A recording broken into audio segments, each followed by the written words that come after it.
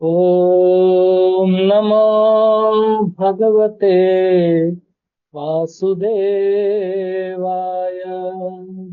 ॐ नमो भगवते वासुदेवाय।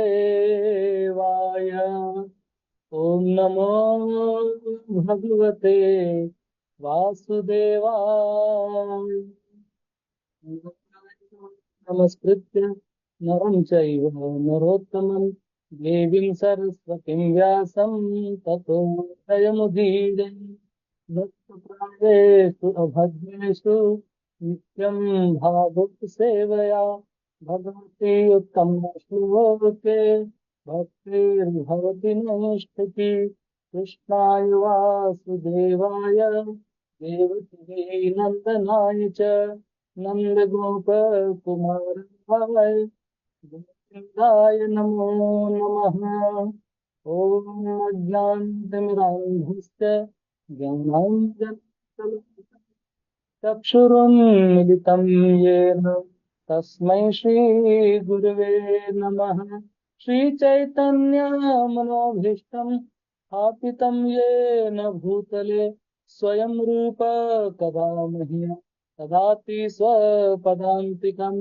वन्देऽहं श्रीयुतापदकमलं श्रीगुरून् वैष्णवांश्च श्रीरूपं साग्रजातां सहगण रघुनाथान्वितं तं सजीवं साद्वैतं सावधूतं परिजनासहितं कृष्णचैतन्यदेवं श्रीराधा कृष्णपादान् सहगण ललिता श्रीविशाखान्वितांश्च नमो कृष्णपादान् कृष्णपृष्ठाय भूतले श्रीमते भक्तिवेदान्त स्वामी नामिने। नमस्ते सरस्वती देवे गौरवाणी प्रचारिणी निर्विशेष शून्यवादी पाश्चात्य देशतारि वाञ्छाकल्पतरुभ्यश्च कृपा सिन्धुभ्यैव च पतितानां पावनेभ्यः विष्णुभ्यो नमो नमः। नमो महावदन्याय कृष्णप्रेम प्रदायिते कृष्ण कृष्ण चैतन्य नामरूपसे कृष्ण करुणा सिंधु गोपेश गोपिका कांत राघव कांत नमस्ते।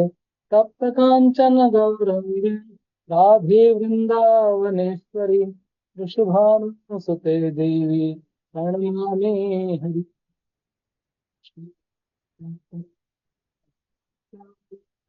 श्री अद्वैत गदाधर शिवासादि भक्तवृंद हरे Krishna Krishna Krishna Hare Hare Hare Ram Ram Ram Hare Hare.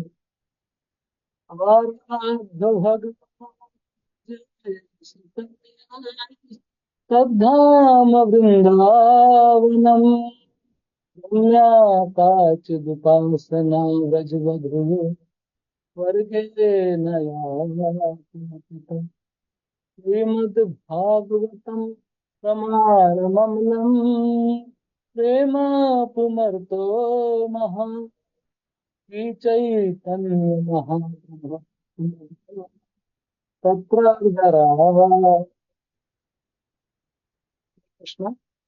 So once again, we would like to welcome all devotees on this Bhakti Sangha conference call, and would like to seek blessings of all the devotees, particularly from His Grace Sukhar Krishna Prabhu, who is my senior and a wonderful brother.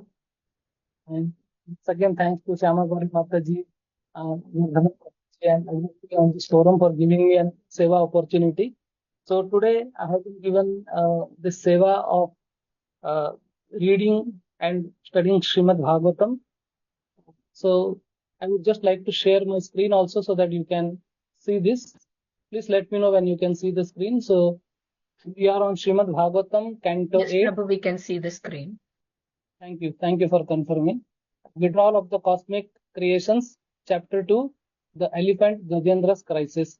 So, before obviously starting this conference, I would just like to seek blessings of the Lord, because there are two purposes for which we do Hari Katha, we speak. One is to attract the heart of the Lord, and second is to purify our own heart. That is very, very important. So, even in Srimad Bhagavatam, when Vidurji is asking so many questions to Maitreya Muni, uh, he basically uh, tells his bhav, and he says that you are asking many questions to me, but I don't have capacity to respond to everything. Uh, but I will still try. And he says, Tathapi kirtayami anga yathamati yathashritam kirtim samsat hari kartum gira anya bhidasite. So he says that Tathapi, still I will do kirtayami, I will speak. Ang means, O Vidura, it says yathamati yathashritam. That means yathamati, whatever basically, intelligence I might have, and yathashrutam, and whatever I have heard from the previous acharyas and my gurus, and I may not be able to remember and reproduce everything, but yathamati yathashrutam, whatever is in my capacity, I would just try to say. Why? Because if I don't speak Hari Katha, then my tongue will be engaged in doing all the nonsensical activity. It will become like a unchaste prostitute, So therefore, I would say, so it is a great opportunity. It's a great privilege, Seva, to actually hear, study, and discuss Srimad Bhagavatam. So with this mood, we are entering into the pages of Srimad Bhagavatam, 8th canto, 2nd chapter, Elephant Gajendra's Crisis. And it's a very, very important chapter because crisis is a universal phenomena. So we will discuss more upon that. And I would just like to very quickly, read out this slokas. And so there are couple of slokas which is given to me, because all these slokas doesn't have purport till the verse 30th, which has purport by Srila Prabhupada. So we will discuss primarily that verse, but we'll just quickly read through and go forward. So obviously, if there is anything in between, you can please feel free to stop me and also contribute. So just for the sake of time, we will not recite, but I'll just quickly take it through. And I will go.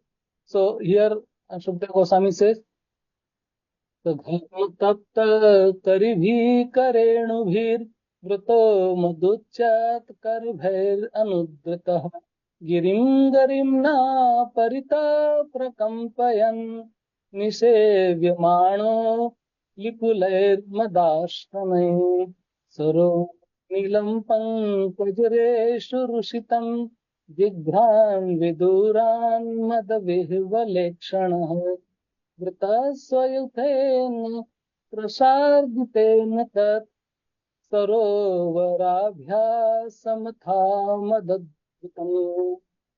Synonymous, Sa means he, so whom we are discussing here about Gajendra. So Sah means he, the leader of elephant, Gajendra. What happened? So as you know, here, in last basically 22 verses, all the description of the wonderful Trikuta mountain and the wonderful scenery which is there in that area is very, very nicely described by Shukdev Goswami. And here comes basically where Gajendra is going along with his family members. Maybe we can say he's going for a picnic. So he's basically wandering, and that description is there. And he says that while he's walking, sa dharma taptah. So dharma is like garm, it tapta. It tapt means it is basically, he's perspiring because of the heat which is created. So currently right now I'm in UAE and the temperature is very, very hot here. I see even in Bharat, India is also, the temperature is really, really hot this time. So he was on Trikut mountain, as we know. Gajendra was near Trikut mountain. Trikut mountain is basically with this three peak, gold, silver, and bronze. and all the three are metal. And you can imagine that in the hot sun, the metal will be, so hot actually. And because of that heat which was produced there around, the surrounding, he was perspiring. Gajendra was perspiring. And then what happens? Karivhi. It says that, and many other elephant he was going, and Karenu Bhi. That means so many female elephants. So Hathi, generally the elephant is in the jhund, and they love to, stay in association, like we love to stay in the association of devotees. But generally the elephants are in that jhund, and he had lot many, female, counterpart, female elephant or wives, and he was surrounded by this. Vrata means surrounded by them, and Madachyuta means he was intoxicated. Liquor dripping from his mouth. So let me just, stop, say, keep sharing and stopping in between so that we can take the discussion forward. Okay. So again, I'm sharing. So because sometimes I'm not able to see the full screen. So Madachyuta, liquor dripping from his mouth. So he was intoxicated, and there is a particular kind of, one, uh, what you call liquid which is created in the mouth of the elephant. And there were other small elephants also, going along with that. And because of this liquor which was dropping from his mouth, there were many bumblebees. It is called alikulai. Alikulai means there are bumblebees which were going behind this elephant. And you would have seen sometimes when elephant is actually walking, he is basically, flipping his ears, big ears, because he wants to usko udana chahta hai makkiyon ko. And all these bumblebees are actually coming, and just trying to kind of, take that liquor from the mouth of the elephant. And he was followed by so many, different uh, elephants, because he was the leader. The leader leads, and the followers they follow. And it says Girim. Girim means in that mountain, what was happening? That mountain was trembling. Garimna means by the weight of the body of elephant. So although it said that जंगल का राजा शेर होता है, the lion is the king of the jungle. But here Gajendra was actually like a king, because he was very powerful, very heavy. And earlier also, and later we will see that there were so many animals which were actually afraid of Gajendra. Particularly the tigers, the lions, and such wild animals. They were very much afraid of Gajendra. But there were small animals which had taken shelter of Gajendra, so they were very happy. Okay, so by the weight of the Gajendra's body, Garimna, Prakampayan means kampan. Kampan means trembling. So this basically mountain started trembling, and he was served by too many bumblebee who drank the honey from him. And then what happened when he was going like this? Okay, and he could smell something. What he could smell? So it says Jigran. Jigran means Duran. Duran means, from the far he could actually smell. What he could smell? He could smell the fragrance of the lotus flower. So when he smelled, with his soon, his trunk, because the elephant has a big trunk, and he could actually smell, this lotus fragrance. So he could understand that, oh, where is lotus? Lotus are generally in the lake, Sarovar. So he says, okay, there is a lake nearby, and I'm feeling very, very, hot. I'm perspiring. So I must go and, jump into the lake. So what happens? Sarah Nilam means there is a breeze which is coming from the lake, and he from distance he could understood, and Mad Vihola, he was intoxicated. And then what he happened? He immediately he understood that there is a lake, and he reached on the shore of the lake. Then it says Akamata means he went very, very soon. Immediately he went inside. So translation by Srila Prabhupada. Surrounded by the herds, other elephant, including females, and followed by the young ones, Gajapati, the leader of the elephant, made Trikuta mountain tremble all around because of the weight of his body. He was perspiring, liquor dripping from his mouth, and his vision was overwhelmed by intoxication. He was being served by the bumblebees who drank honey, and from a distance he could smell the dust of the lotus flower which was carried from the lake by the breeze. Thus, surrounded by the associates who were afflicted by thirst, he soon arrived at the bank of the lake. So here is where he is basically reaching the Sarovar, and then further Goswami says, "Vigaya tasmin amritam nirmalam hemar palaren rushitam papau nipamam nij pushkar rudrutam atmanam advi napayam gataklamah."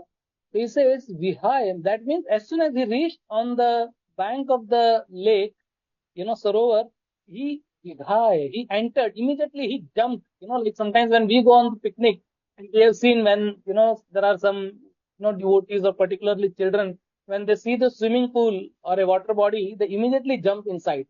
And, they just try to, because it's a very natural for everybody, when they are feeling hot, they just want to be cool, and go inside the water. Tasmin, in that lake, and that lake's water was very, very pure, as pure as nectar. Amrit Ambu, it said here, and Nirmalam, it was crystal clear water. It's a beautiful water, and it was also him, very cold.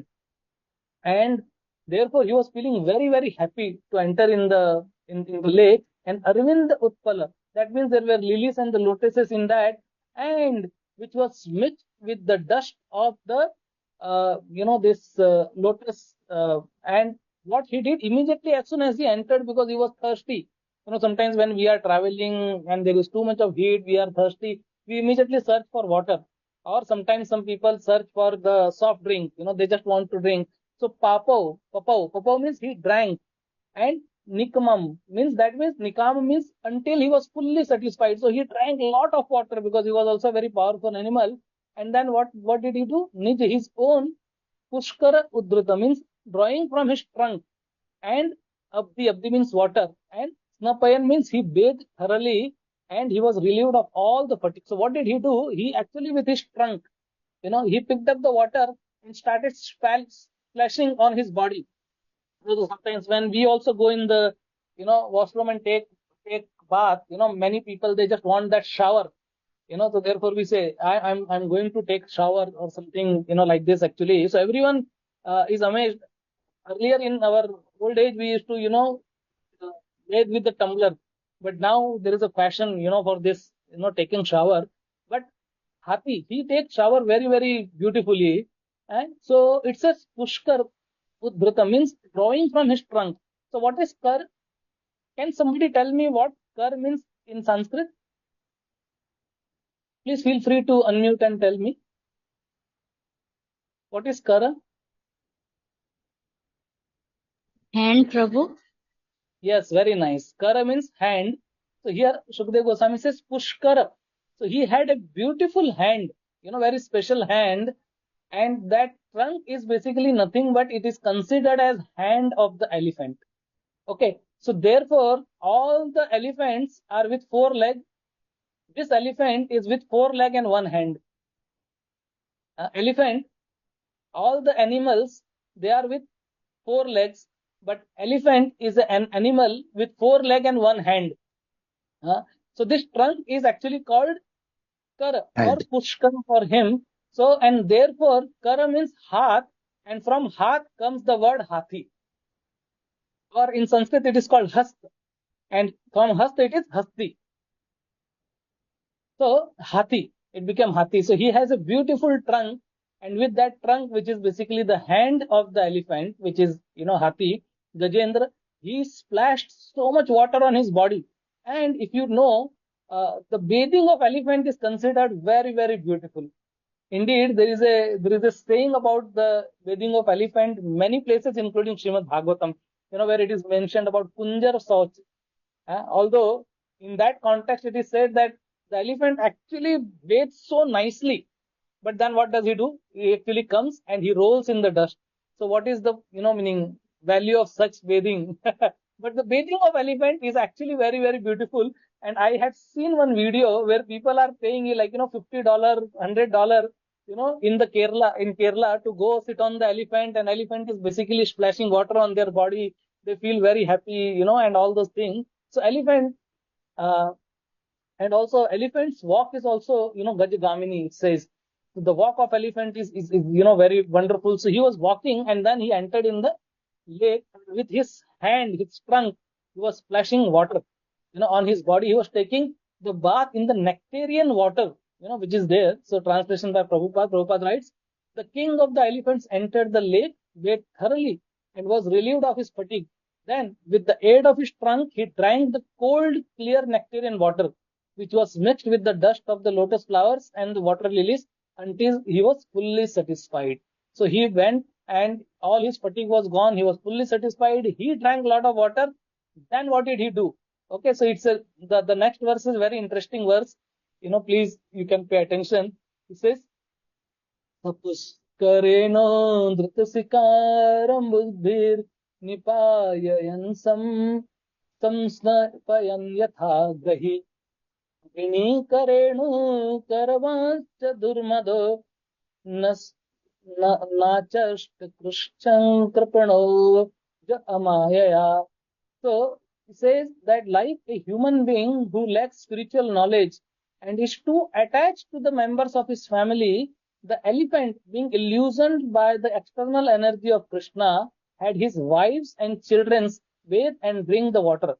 Indeed, he raised water from the lake with his trunk and spread it all over them. He did not mind the hard labor involved in this endeavor. So what he's saying, sir, means again that elephant, Pushkaren with his trunk, what did he do? He drew out the water and then he sprinkled the water on his family members, causing them to drink first. So what he did, first he drank a lot of water himself. Then he gave to all his kids, children, oh, stand in line, I'm giving you some water, please take. So, please imagine that a father is taking his whole family for a picnic, and you are going to the picnic and he buys some ice cream, distributes ice cream to the children, and just see how beautifully Shukdev Goswami compares this elephant Gajendra with a human being who is Grahi. So here the word in the second line, the last word Grahi is there. Please pay attention to this word. Grahi means one who stays in the house. So he says that like a Grahi, like a Grahast or Grahamedi person, whatever way you take it, he basically gave lot of water to his family. Okay. So now somebody might say, so isme kya problem hai? Everyone takes care of their family.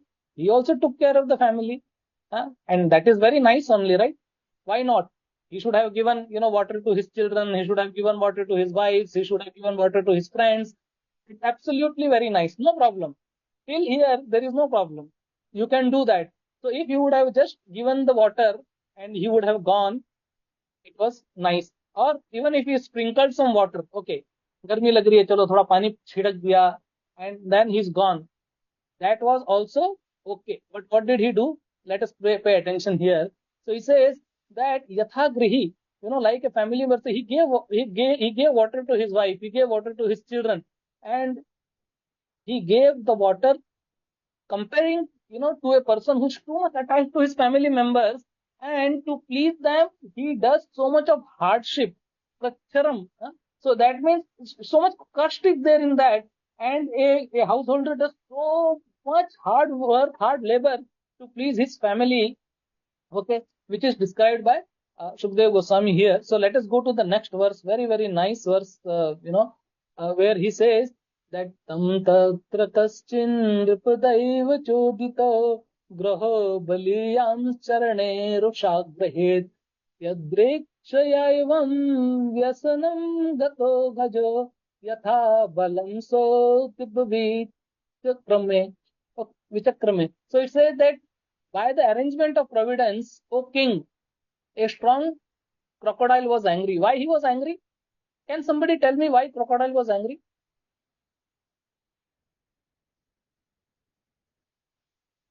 Let us have it as a interactive session also. If somebody can just tell Because he that was he was disturbed by the actions of the Gajendra. Because he was getting irritating like disturbing the waters and all. very nice, very nice. So as I said in the earlier verse, if he would have just drank the water himself, he would have given water to his children, no problem. Even if he would have given water to his wife, it was no problem. That is absolutely fine. Every grahastha does that. Every person is supposed to do that. And then he would have gone. There was no disturbance. But then what happened? He actually started, you know, bathing inside in such a way that he was creating ripples in the water. And he was basically masti kar raha tha uske andar. You can understand he was actually frivolous in the water. So many times what happens when a person goes in the water body, generally he becomes frivolous. And therefore, Srila Prabhupada, he told when devotees went to Radha Kund, he says that, you should not enter Radha Kund. And Radha Kund is not meant for, jumping inside and, doing like this Gajendra like activity where, you're frivolous, you are, splashing the water and all those things. No, it's very, very much worshipable and important water body for us. Basically, it is actually the liquid frame of Srimati Radharani. The highest place we know from the nectar of instruction, that how Rup Goswami starts from Vacho Vegam, Manasa Karota Vegam, and then he takes us to Radha Kund. So Radha Kund is not for making, this privileged kind of activity. So you just go, put 3 drops on your head, touch the water and offer obeisances, pray. That's it supposed to be done. If Gajendra would have stopped at that point, there was no problem. But he continued and he did ati. Ati means he did something extra. Atyahar prayasascha pragalpaha nayamagrah. And Sri Chanakya Pandit has said that ati sarvatra varjayet. If you do too much of anything, is actually bad. So if you are eating too much, it is bad. If you are eating too much sweet, it is bad. If you are sleeping too much, it is bad. If you do anything too much, is bad. Okay, except one thing. What is that? Everything of doing too much is bad except one thing. What is that? Bhakti. Bhakti. Very nice. Thank you, Mataji. So, except bhakti, anything of too much bhakti is actually very, very bad. Even bhakti, I will tell that nobody can actually do too much bhakti or ati bhakti. Okay, for that matter. And therefore, Chaitanya Mahaprabhu said, ati bhakti chorera lakshan. I hope you have heard this phrase. It is from the mouth of Sri Chaitanya Mahaprabhu. He said, ati bhakti Yes, chorera lakshan. Ati show bhakti off. chorera. That means it's show off. So anybody who is doing ati bhakti is actually a show off. It's not the real bhakti, because a real bhakta will never show off. He will keep inside. Like I'll give very, very nice example, which is given by the guru of Srila Prabhupada's guru, and his guru. Basically, Bhakti Siddhanta Saraswati Thakur's guru, Gaur Kishore Das Babaji Maharaj, he gives very, very wonderful example. And he says that suppose if a lady is pregnant, there is a labor pain. She shouts, she screams, she makes a lot of noise. Why? Because there is a labor pain and soon a child is going to be born. That's very natural because she is in pain, she is making sound, she is screaming, she is crying.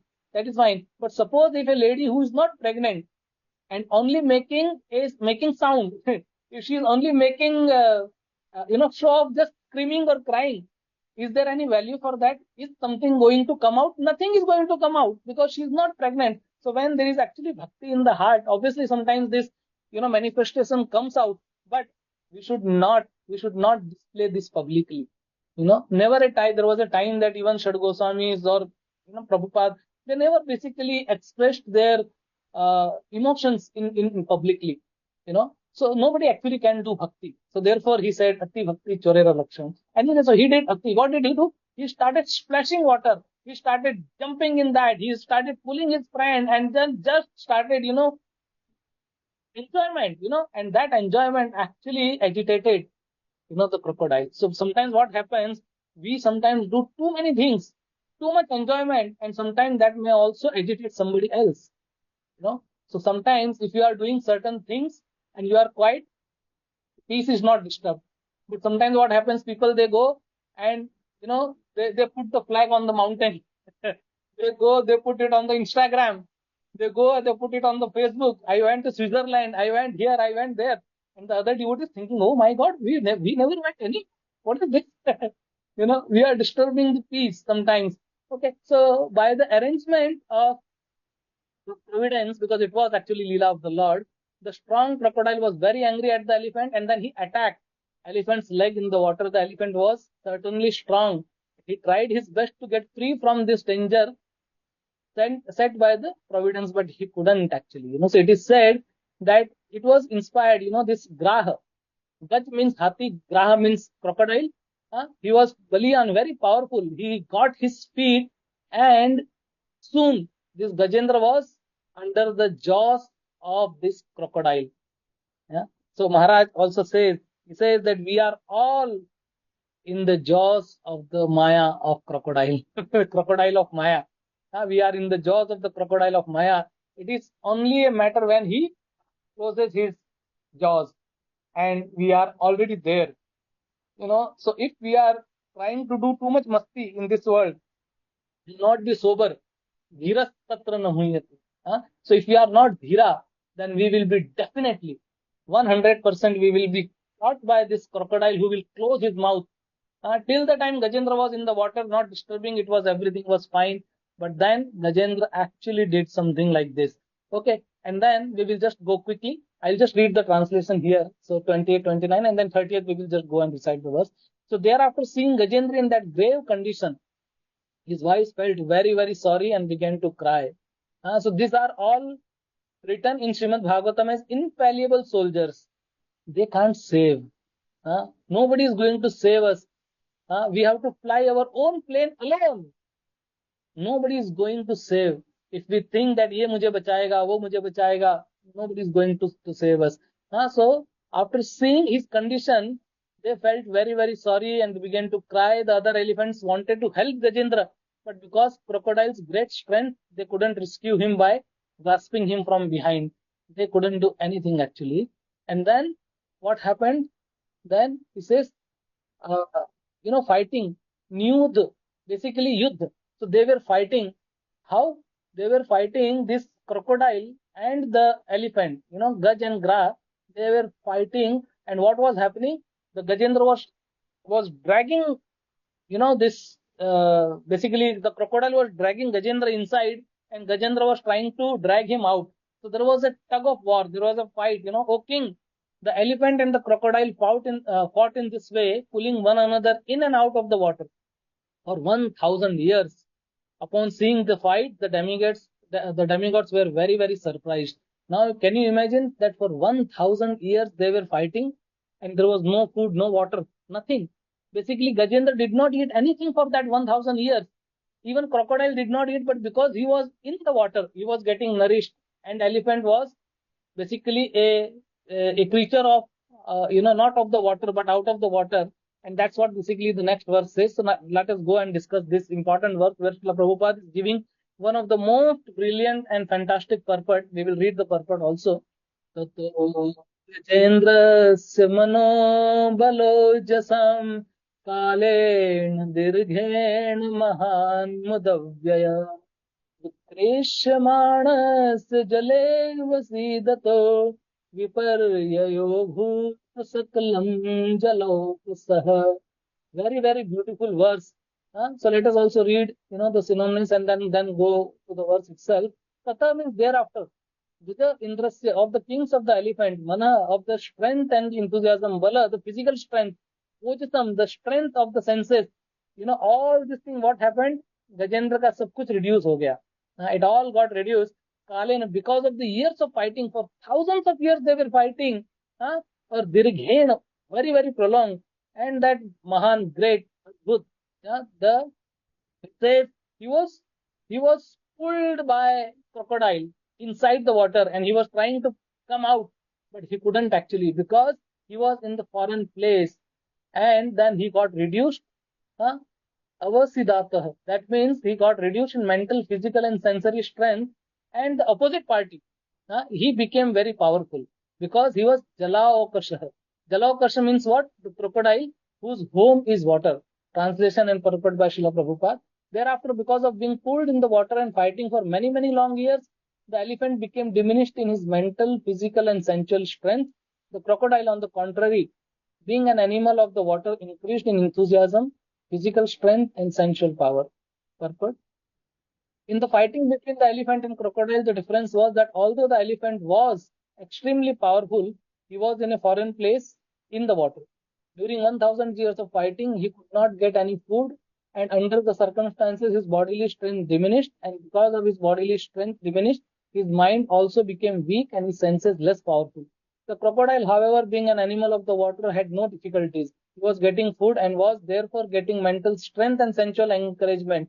Thus, while the elephant became reduced in strength, the crocodile became more and more powerful. Now, from this, we may take the lesson that in our fight with Maya, obviously we are fighting with Maya, accepting Krishna consciousness means fighting with Maya. We should not be in a position in which our strength, enthusiasm, and senses will be unable to fight vigorously. Our Krishna consciousness movement has actually declared war against the illusory energy in which all the living entities are rotting in a false understanding of civilization. The soldiers in this Krishna consciousness movement must always possess physical strength, enthusiasm, and sensual power. To keep themselves fit, they must therefore place themselves in a normal condition of life. What constitutes a normal condition will not be the same for everyone, and therefore there are divisions of Varnashrama, Brahma, Kshatriya, Vaishya, and Shudra, Brahmacharya, Grahastha, Vanaprastha, and Sannyas. Especially in this age, Kali Yuga, it is advisable that no one takes sannyas. Prabhupada quotes Brahma Vaivarta Puran. From this, we can understand that in this age of sannyas, in this age, the sannyas ashram is forbidden because people are not strong.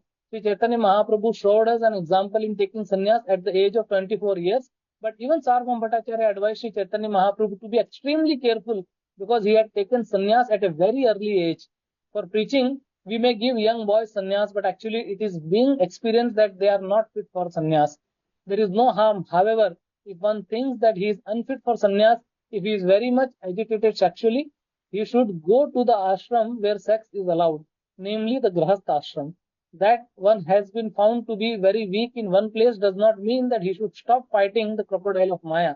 One should take shelter of the lotus feet of Krishna, as we shall see Gajendra do. At the same time, one can be a Grahastha if he is satisfied with sexual indulgence.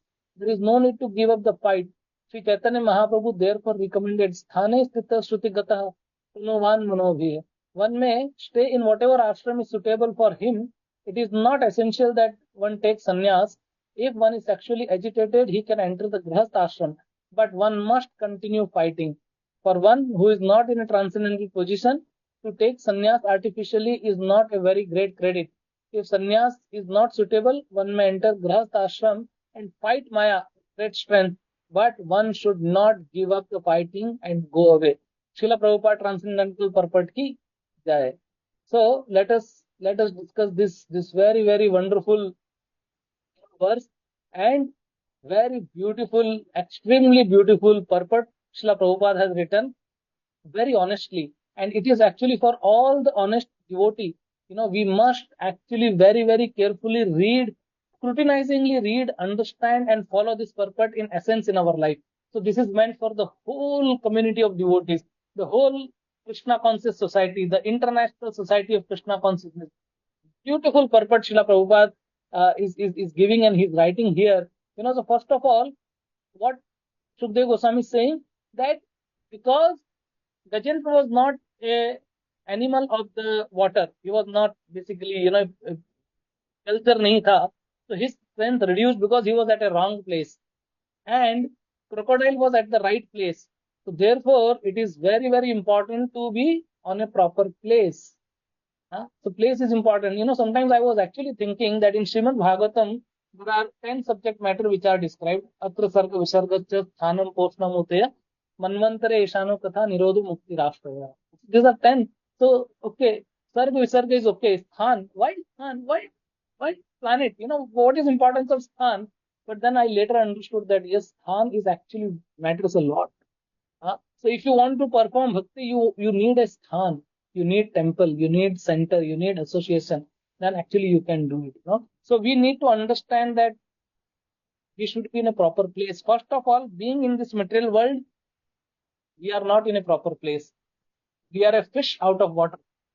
We belong to Sri Goloka Vrindavan Dham, but we are thrown here somehow or other. We are here. So we are not in proper place. And in this material world also, if we are living, we need to understand that we follow Varnashram. That's what Srila Prabhupada is writing here. That Brahman, Kshatriya, Vaishya or Shudra, and then Grahastha, uh, Sannyasi, Vanprasth, Brahmachari, Grahastha, Vanprasth, and Sannyas. So in this 4 1 and 4 ashram, we should be properly situated. And if we don't really understand who we are, and if we don't properly actually, live according to the varnashram, then we will lose our strength. We will lose our sensual, mental, emotional, and physical strength.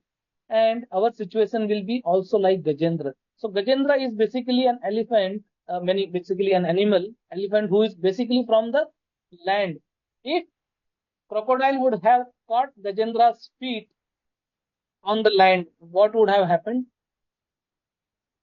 Can somebody tell me that by chance, if crocodile would have caught Gajendra's feet on the land, what would have happened? Please tell.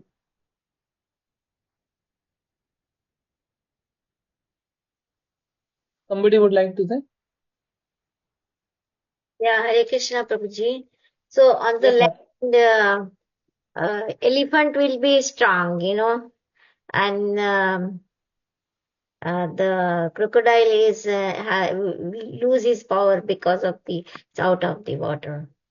Yeah. Actually, please understand, Shukdev Goswami has already described that Gajendra was extremely powerful, that even lion cannot come in front of him. He was really, really powerful, and he was so powerful, so heavy, that even the whole Trikuta mountain, which was like, so wide and so big, was also trembling. So if this graha, if this crocodile would have come in between Gajendra's, feet on the land, Gajendra would have made chutney out of him.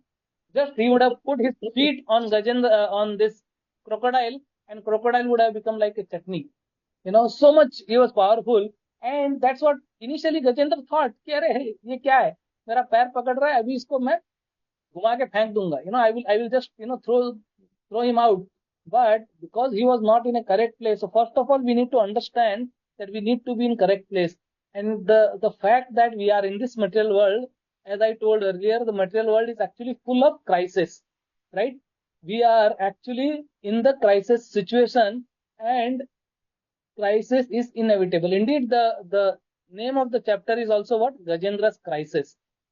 So very, very important for us to understand that we cannot avoid crisis in this material world, and it will actually come to us.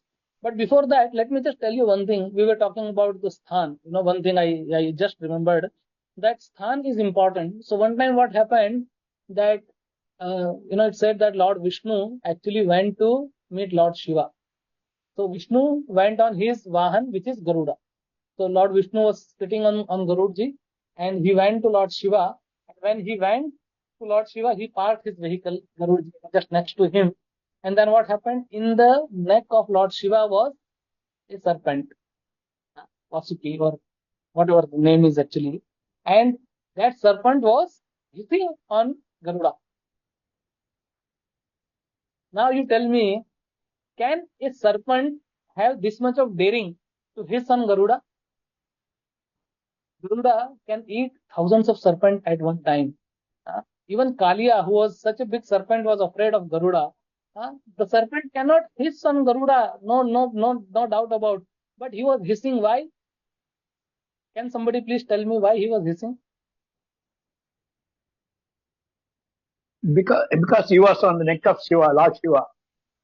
Yeah, he Hare was in the Krishna. neck of. Thank you so much. Thank you. So he was in the neck of Lord Shiva, and therefore he was having that daring of hissing on Garuda. And then Garuda says, "Thanam pradhanam na bala pradhanam." He says that you are not powerful. It's not your bal, which is basically, you know, he says that sthanam prabhavam. Because you are in the neck of Lord Shiva, you are hissing on me. If you are not in Lord Shiva's neck, I would have gulped you anytime. You would have just become my breakfast actually. So that is very, very important. He says that a Gajendra, a Nagendra, you are just hissing because you are actually in the neck of Lord Shiva. So therefore, anyway, we need to understand that sometimes it is very, very important that this Anam is very important. Otherwise, in this material world, as I said, is crisis, and crisis is universal phenomenon. Crisis is inevitable. Somehow or other, there will be crisis. So if we really don't understand that where we belong to, and Srila Prabhupada is writing such an, meaning wonderful purport where he's saying that in this Kali Yuga, sannyas Is not recommended. It is not to be given also. But what should we do? We are International Society of Krishna Consciousness. We are a preaching movement. So to take the movement of Lord Sri Chaitanya Mahaprabhu forward, we have to do certain things which is radical, which is revolutionary. Uh, like Prabhupada allowed ladies to do deity worship in the temples. Indeed, he said that what ladies, a day will come where even a person, without one hand can actually we can do deity worship if there is a requirement. So Prabhupada, when he started this Krishna consciousness movement, he did so many things. He said that I know for sure that all my disciples are not fit to be sannyasi, but still I am doing it because I need to take this movement forward. But then he says that if you really understand that you are not fit to be sannyasi, you are not fit to live that kind of a life, you are sexually agitated, then please accept grahastha ashram, where sex is allowed, and be honest. At least be honest. Honesty is very, very important, and that's what basically sometimes missing even in the society. There is a very nice verse just came to my head now. I think in Atri Samhita it is quoted, and they say that how does it starts?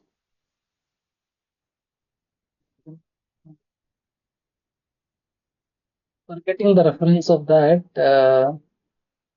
It says Veda Vihino Pathanti Shastram Shastra Vihinascha Purana Patha Puran Hino Krishna Bhavanti Bhrashtasate Bhagavata Bhavantu. He says Veda Vihina Pathanti Shastram. Those who cannot read Vedas, they read the Shastras, the lower categories of the scriptures. Veda Vihina Pathanti Shastra Shastra Vihino Purana Patha. And those who cannot refer that also, they refer to Puranas because these are like histories, itihasas. Okay, Purana Hino Krishna Bhavanti. And those who cannot also study Puranas, what they do, they engage themselves in an honest occupations like Krishiko Bhavanti, or Krishna Bhavanti. That means farmer. They become farmers. So those who cannot read Vedas, they read Puranas. Those who cannot read Puranas, they engage themselves in a very honest occupation like farming, because earlier, that is what was known. This AI was not known to maybe, Atriji, to quote in the Samhita. Artificial intelligence was not, or probably it would be there. I don't know, whatever it is. Then Puran hino krishiko bhavanti bhrashtaste. But those who are not honest, who are bhrasht actually, what they do? Bhagavata bhavantu. They become professional Bhagavat reciters. They charge money, and then they live on the strength of making this Bhagavad Katha very cheap. So honesty is very, very important. Srila Prabhupada is actually writing in this purport, and he's focusing on this one central point of honesty, that we need to be honest. We cannot cheat anybody actually, for that matter. Inherently, there is a defect in a human being. Brahma, Pramada, Karna, Patava, and Vipralipsa. We have imperfect senses. We have tendency to make mistakes. Our senses, we get illusion, and then we indulge into cheating propensity. So these are the 4 defects which we have. But he said that when you take to the Krishna conscious process, we should not be indulging into cheating. We should be honest what we do. There are certain things which we will not be able to do. Fine, that's okay. Somebody can be like Hanuman, lifting big mountain and throw it in the ocean in the service of Lord Ram. We might be a small squirrel, who can just throw some pebbles. That's fine, absolutely no problem. Please understand where you are and you do. Otherwise, you will, if we don't really understand our identity, and there is an identity crisis, then we are completely gone. We need to really understand where we belong to, and crisis is inevitable. Sometime or in some other way, it will happen. There is no question of, not happening it. There is no question of if, but there is question of when and how long and how much. So therefore, understanding the nature of crisis is very, very important. So from this episode of Gajendra, we can understand that if we are trained, if we are equipped with, handling the crisis, like in our corporate world, there is a department, called business continuity planning, or cyber security, and there are different compliances and all those things. So we need to understand that crisis may come up anytime. We have to be prepared for it. We have to be equipped for it. And we should have that understanding and that how behavior, and if we are doing planning for that, if we are prepared for that, then what will happen? The impact will be there, but it will not be that painful. It will not be as effective as it would be. So basically, like His Holiness Sridhar Swami Maharaj, who was also fondly known as Jolly Swami, he used to say, pain is inevitable, suffering is optional. Okay, so we should understand that we are not this body, we are the soul. Theoretically, we understand, the devotees understand, but our body is made up of these 5 elements. And physiologically, our body is changing, but sometimes our mind is not changing. Our ego is not able to accept it. And when there is a sudden change in the situation, we are not prepared for that. We are not equipped for that. We are not anticipating it. And the soul is not able to figure it out, through the medium of mind, that, oh, how can I accept this? And then there is a chaos. Huh? So therefore, sometimes even devotees get bewildered. Why this happened with me? Why this happened actually? Because sometimes we are not prepared for the crisis. The beginning of the spiritual life itself is a crisis. Actually, Bhagavad Gita started with a crisis. Arjuna, he was under severe pressure, severe crisis. He had identity crisis. When Lord Krishna said, look, Arjun, all who are assembled in front of you, he started crying. He said that, oh my God, I cannot fight. All these are my relatives. Who am I? And then he was understanding that he is the body, and all these people in front of him are related to his body. But no, we are soul. So theoretically, we may know that we are soul, but do we really understand what is our identity? Because if somebody just says, like for example, Mataji asked and say, give me your introduction. So I was actually thinking not giving, but then one time when I didn't give it to one devotee, he was little angry with me. He said, no, it is my seva to introduce, as a part of Bhagavatam's section. It's a like tradition, it's a formality. But otherwise, what we are giving our identity, I am this, I am that. So either we give our identity, our introduction based on some possessions or on some position. Chartered So you are accountant. a chartered accountant, doctor, lawyer, company secretary, or maybe, I am yatra leader, I am temple president, I am, this lead, meaning so much. I am a counselor, I am a teacher, I am Bhakti Shastri. So these are the introduction which is given based on our profession, based on our position, based on our possession sometimes. But this is basically not our identity. Our identity, we need to really understand, who am I? In real sense, who am I? So if things change for us sometimes, like for example, somebody is a counselor, or somebody is, for that matter, say temple president. Okay. And sometimes he thinks that this is the only possession which is going to take me to back home, back to Godhead. Is it like that? No, but sometimes we get so much attached to that one particular service. We identify ourselves with that service.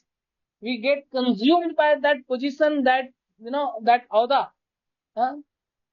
That this is my upadhi. Basically, with that, we caught up with that upadhi. And we think that if I am not the temple president, I will not go back home, back to Godhead. If I am not tomorrow, if your counselorship is getting cancelled, you are depressed. You don't know what happened. Sometimes, the crisis comes suddenly in our life. And what is crisis? Like one time Gauranga Prabhu said, he said that too many things moving too fast is calamity. When there are too many things moving too fast, you don't know what happened. Overnight, yesterday, you were Raja. Now you became Gangu Teli. Suddenly, everything is gone. Your court martial is done suddenly. You don't know क्या हो गया life के अंदर, and then we are not able to take it. अरे ये क्या हो गया? I was like this, I was like that, I was, and I'm nowhere now. So therefore, if we identify ourselves, with our positions, with our possessions, with our relationships, sometimes I'm related to this, I'm disciple of this guru. So we are basically getting strength from somebody else. It's called parallel power. That's not our identity. What is our real identity? Gopi Bhartur Pada Kamalayor Das Das Das Dasanu Das. That's our real identity. Who am I? I'm the soul. That is the most important thing to understand. And if we understand that thing, so what happens sometimes externally, we understand we are not the body. Like sometimes when a new devotee, he comes to Krishna consciousness and hears this, shloka, Dehinosmin yatha dehe kaumaram yavanam jara. So then he said, अरे प्रभु जी अभी समझ में आ गया. I came to Krishna consciousness. I understood the philosophy. सब बहुत अच्छा है कि I am not this body. So whenever you ask any devotee, he will not say I am the body because he knows the answer. Dehinosmin yatha dehe kaumaram yavanam jara. But the second part is most important, which sometimes we are not able to understand till the end of our life. And what is that? Tatha dehantas prapti dhiras tatranna muhyati. You know that muhyati, not getting bewildered. So sometimes even in this devotee, you will get bewildered. I think I just missed it, right? When I was saying about Sridhar Swami Maharaj, he said pain is inevitable, suffering is optional. So basically what happens that where we are in the crisis, like Arjun was in Vishad. Arjun Vishad Yoga. And what is basically the symptoms of Vishad? The symptoms of Vishad is that you are really down. You can't do anything. Your moral gets, completely loosened. There is a sign of weakness. You are completely gone, and you say, I can't do anything. Really, I can't do anything. So sometimes, that may also happen in the life of a devotee. When you are depressed, your consciousness, your spirit, your enthusiasm, everything is down. That is called Vishad. But then the chapter is not Arjun Vishad. It is said Arjun Vishad Yoga Nama. So yoga, what is yoga? The yoga is when that depression leads one to take shelter of Krishna. So what happens? Don't think that as a devotee we will not have crisis in our life. Srila Prabhupada said, ऐसा मत सोचो कि तुम्हारे साथ नहीं होगा. It may happen to you also. Anything can go wrong anytime with anybody for that matter. However big a person may be in his position, however big he may be having his possessions, however big he may be anybody in this world, anything can happen. The calamity can strike. The crocodile will take you in his jaw.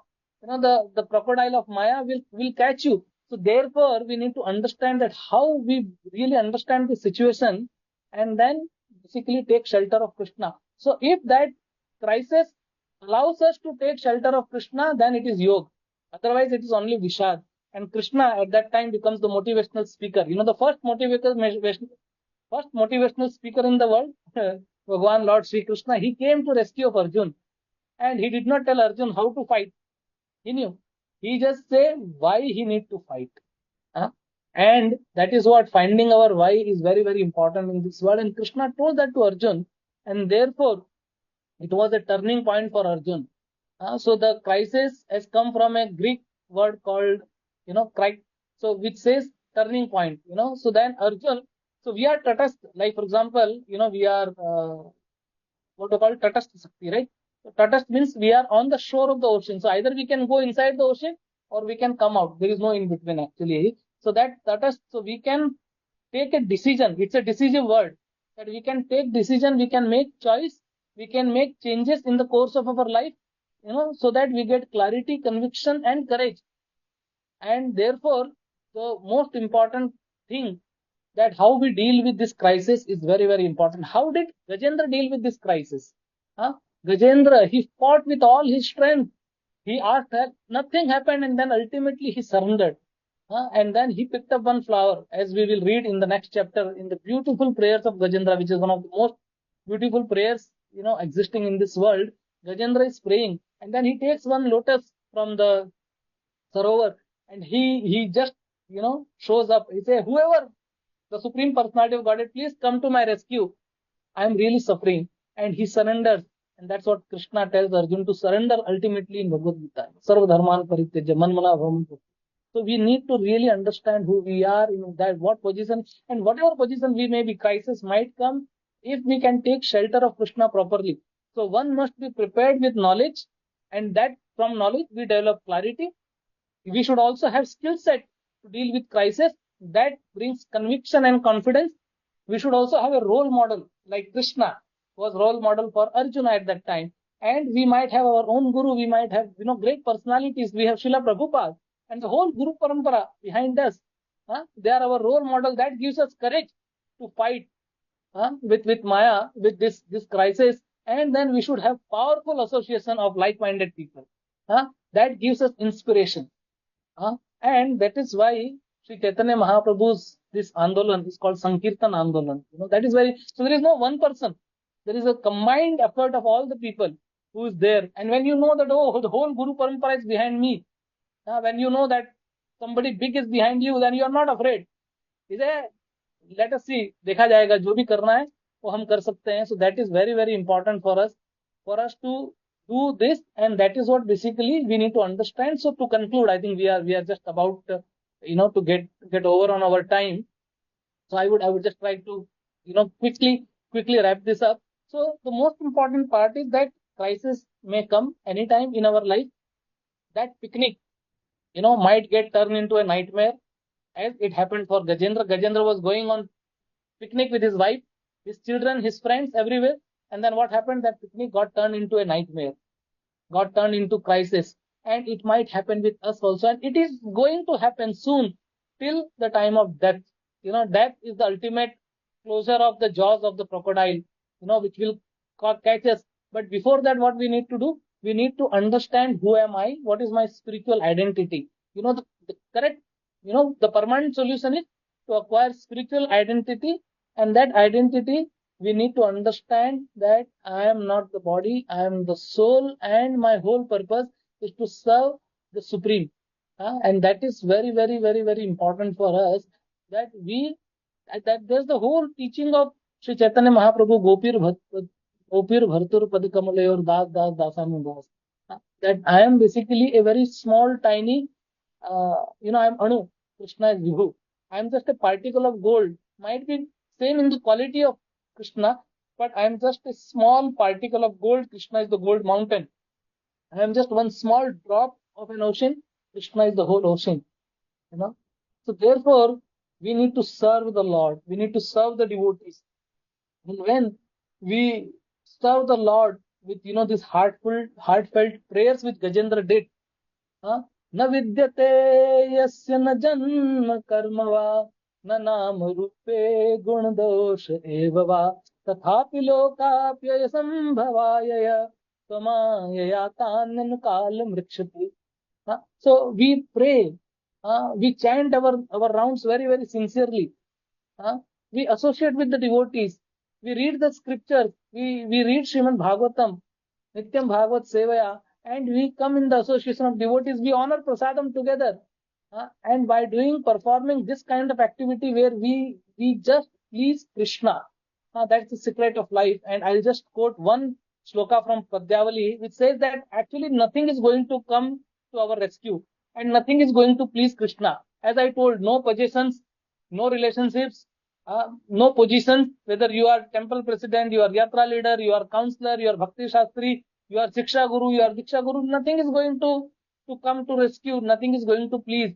If we can just please Krishna by performing bhakti, simple bhakti, Krishna is pleased. So he says that how did Gajendra, he never went to school, he did not know, how did he please?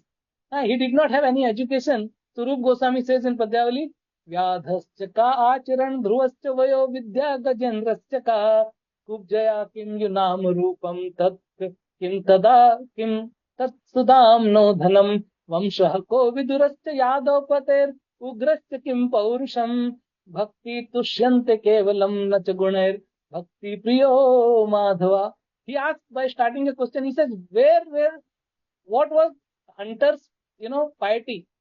Vyagra, the hunter had any piety? No.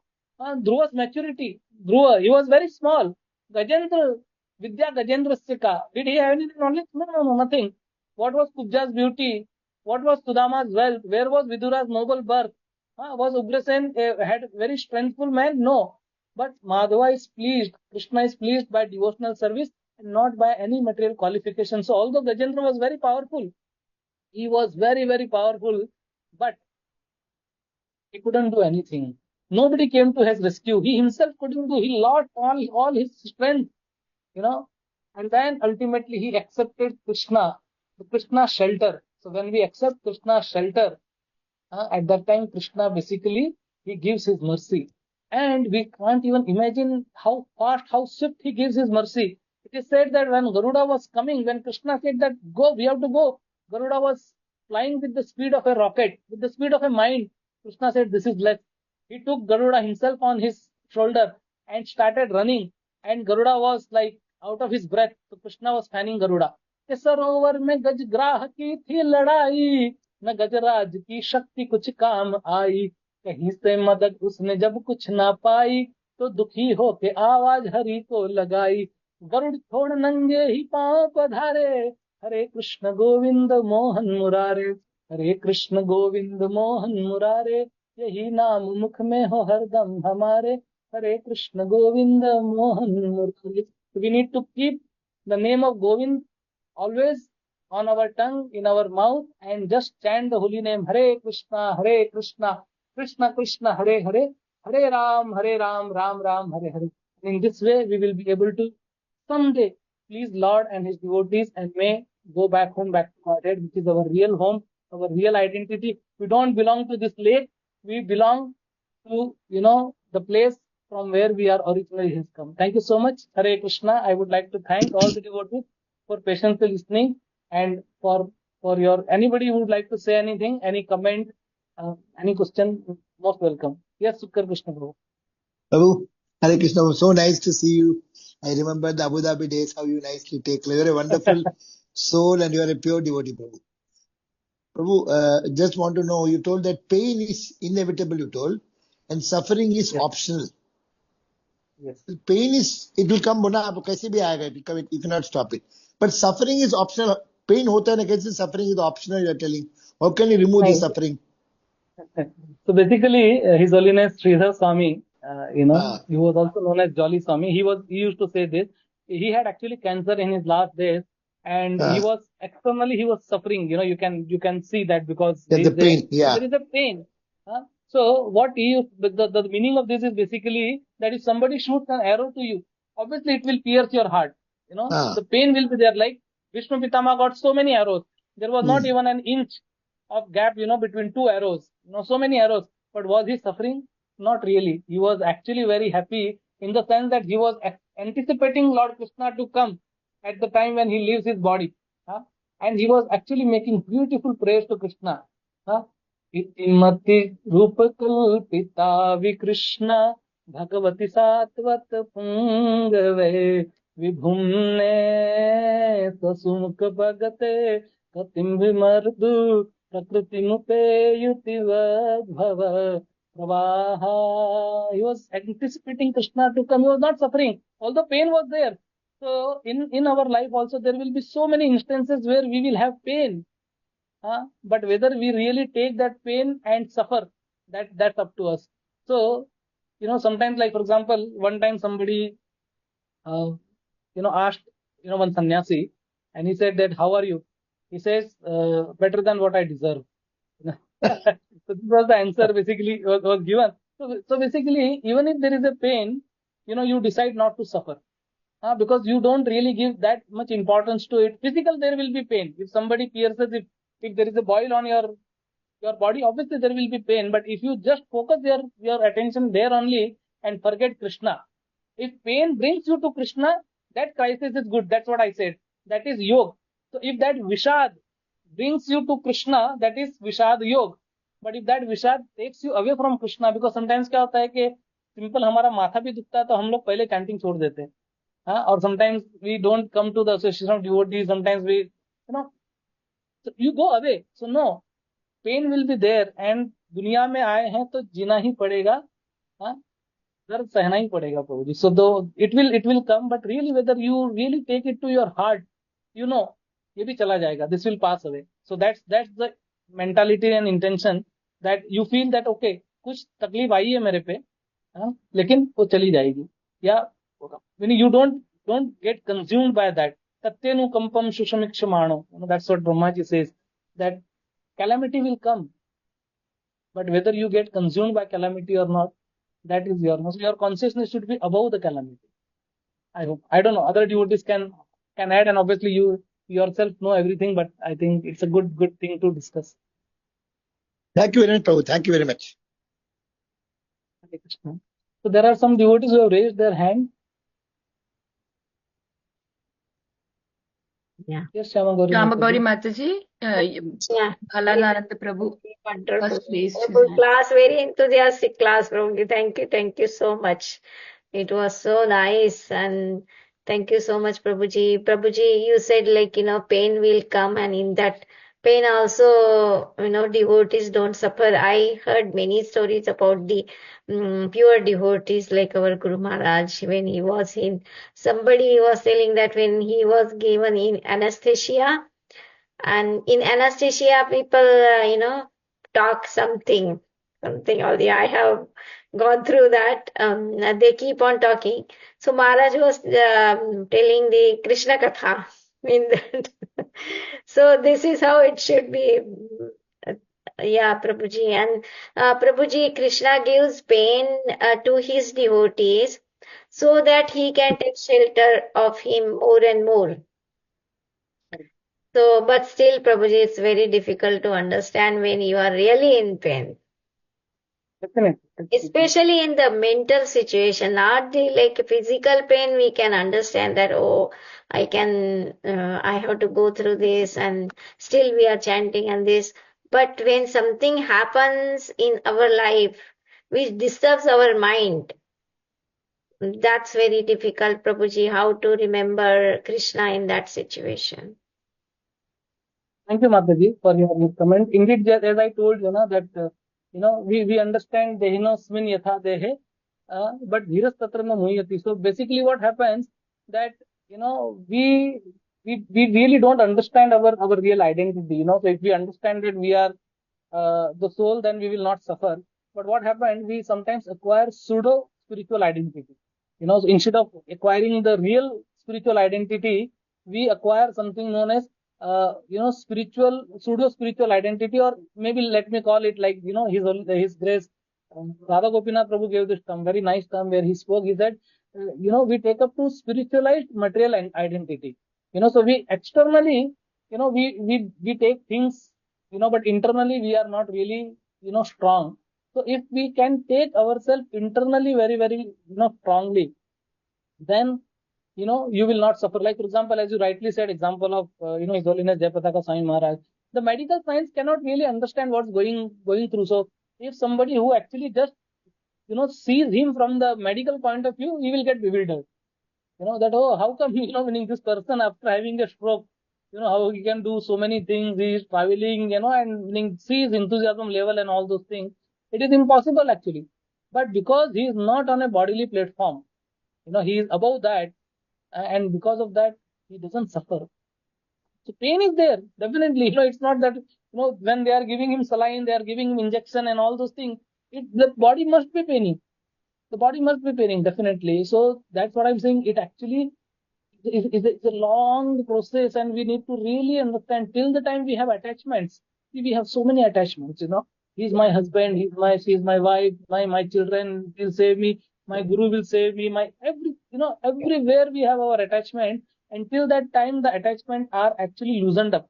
Like, take example of Draupadi. Draupadi went to Yudhishthir, Bhim, Arjun, Nakul, Sahadev. Then she went from Bhishma Pitama, Dronacharya to Vidur. Everywhere she actually pleaded to Duryodhan, Dushasan, everybody for that matter.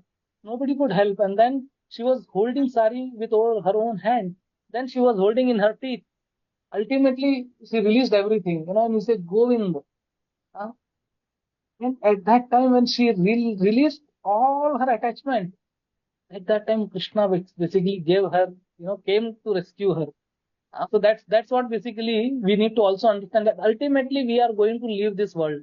We are going to go away, and we have to go to Krishna.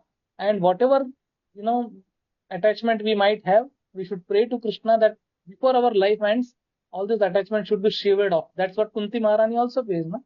She says that shiver of my all attachment, Krishna, so that my mind, like Ganga comes, to the ocean. Let me come there. So easily said, Mataji, easily said, but very difficult to practice. But slowly we have to practice. There is no other way. There is no other way. There is no other way. There is nothing. Although at least good that theoretically we are understanding this. Psychologically we are trying to, emotionally we are trying to understand.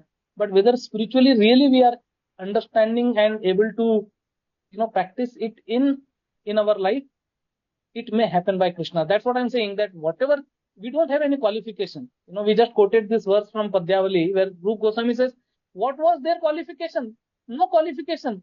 Of all these people whose name he quotes, Vedastika, Acharan, Durascha, Vidya, Gajendrastika, he says only one thing. It was only causeless mercy of Krishna. So we need to just plead for that causeless mercy. If that falls upon us, we are saved, we are rescued. Otherwise, we will be caught in the jaws of the crocodile of death. Thank you so much, Prabhuji. Wonderful explanation. And the example of pregnant lady was very nice. Surgeons, they are like, give the so many things like it looks like, they have so much bhav and the things, but nothing is inside. Thank you so much, Prabhuji. Hare Would Krishna. perform. Hare Krishna. Radhanand Prabhu want to say something? He has raised his hand. Dandat Pranam Prabhuji, Haribo. Hare Krishna, Dandat Pranam. Rasamrit Prabhuji, you have really make us taste the ras of Srimad Bhagavatam today. I'm so Jai. grateful. I'm so grateful that you made us really enjoy the Srimad Bhagavatam and the real Krishna Katha like that. The gist I got from your lecture was that, Turnam yatet na patedanu mrityu yavan nihasre srai visai sarvatra kalu syat labdhva sudurlabham bahu sambhavat. So, after long, we have got this human form of life. Now I put everything aside, Turunam Yatet. Immediately I take shelter of Sri Prabhupada and Guru and try to do bhakti like that. So this was really very nice. And regarding, the pain element in our life, this is inbuilt, the threefold miseries. Gata smruti tatra labde. Vindate tatra tapan. Rushabdev Maharaj says like that. That we have forgotten real identity. We are under illusion. And that's why we are subject to these threefold miseries like that. And I have given so many anesthesia myself to other patients, especially women, especially the women when they have the labor pains. We give the injection at the back, in the spinal cord, and like that. So, pain is inbuilt in this life, and the only element is that pain is actually felt at the mental level. Body is okay there, but mental level is where. So even when we are testing patients clinically, we can know that, his pain threshold is so high. So this Krishna consciousness is going to take us beyond the body. That's mentally, and then all the pain and other things will be kind of very little kind of effect on our chitta is in Bhagavan Krishna like that. That's how it can help us to overcome all this kind of material pains and other things. But the real thing is Krishna Katha. As you have all this 1 hour you were speaking, we forgot everything and